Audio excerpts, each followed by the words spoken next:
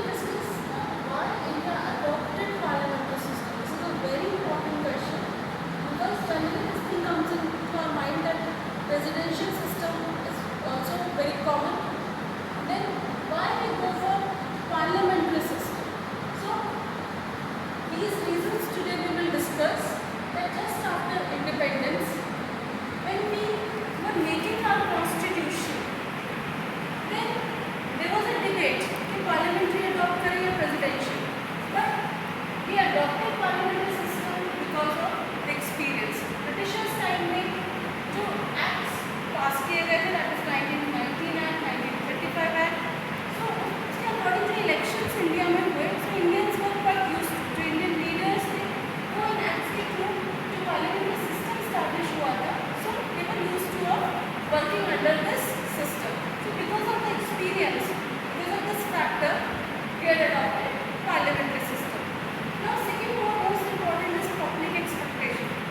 Public expectation means that जो लोग थे उस समय उनकी कंडीशन बहुत ज़्यादा साउंड नहीं थी, हमारी इकोनॉमी बिल्कुल डाउन पे जा चुकी थी, तो ऐसे में much was required to be done for public. So this is the reason the parliamentary system ensures more accountability, more responsibility. As the Prime Minister and his cabinet, they are responsible towards legislature.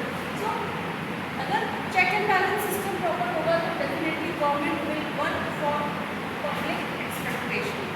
This is the reason parliamentary system adopted because presidential में one single head is more dominant. So there is a possibility that that person can misuse its power.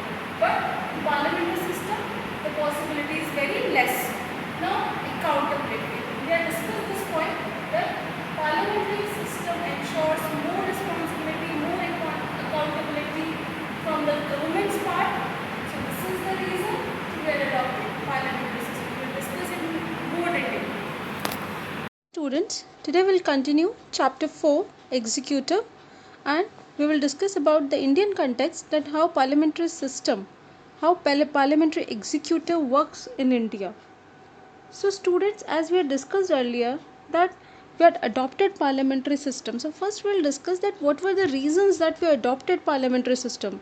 So when the Constitution of India was written, India already had some experience of running the parliamentary system under the Acts of 1919 and 1935. मैंने आपको बताया था 1935 को हम mini constitution भी कहते हैं because 1935 में जो प्रोविजंस थे जो ब्रिटिशर्स ने इंट्रोड्यूस किए थे इंडिया में, most of the provisions were later included in our constitution by our constituent makers. The reason was experience, that we had some experience of running the parliamentary system. So हमें वो जो system में हम use to हो चुके थे तो हमें लगा कि उसमें धीरे धीरे अडॉप्ट करने में प्रॉब्लम नहीं आएगी, और जो रिफॉर्म्स जो ब्रिटिशर्स ने इंट्रोड्यूस किए थे उनमें मेजर रिफॉर्म्स जो माने जाते हैं act of 1919 and act of 1935, and specially 1935 is more prominent because its provisions were later included in our constitution. So first reason was experience.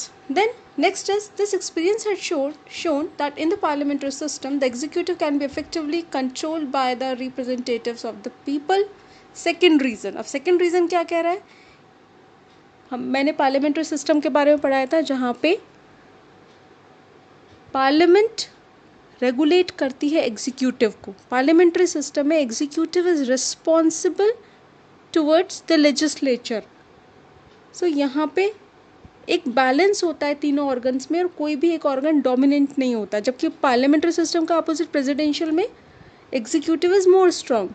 So India के सर्कमस्टांसेस के अकॉर्डिंग हम प्रेसिडेंशियल सिस्टम अडॉप्ट नहीं कर सकते थे, otherwise वो बहुत ज़्यादा डोमिनेटिंग हो जाता. और इनिशियल स्टेज पर we need parliamentary system where people can control their ruler. तो हम रूलर को हम बहुत ज़्यादा डोमिनेंट नहीं बनाना चाहते थे. Now the makers of the Indian constitution wanted to ensure that the government would be sensitive to public expectations and would be responsible and accountable. So हमारे constituent makers क्या चाहते थे कि गवर्नमेंट रिस्पॉन्सिबल बने, accountable बने, और accountability can be best established in parliamentary system. So these are the reasons. Now next is the other alternative to the parliamentary executive was the presidential form. अब इसके importance को बताने के लिए कि हमने क्यों adopt किया, we will compare.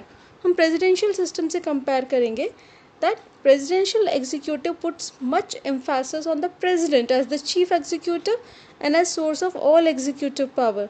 There is always the danger of personality cult in presidential executive. So presidential executive में हमेशा से ये एक डेंजर रहता है कि वो जो पर्सन है वो बहुत ज़्यादा डोमिनेंट हो जाएगा और सिस्टम में बहुत इन्फ्लुएंशियल वे में अपनी पावर्स को यूज़ करेगा, और उसमें लेजिस्लेचर क्या हो जाती है, ओवरशैडो हो जाती है.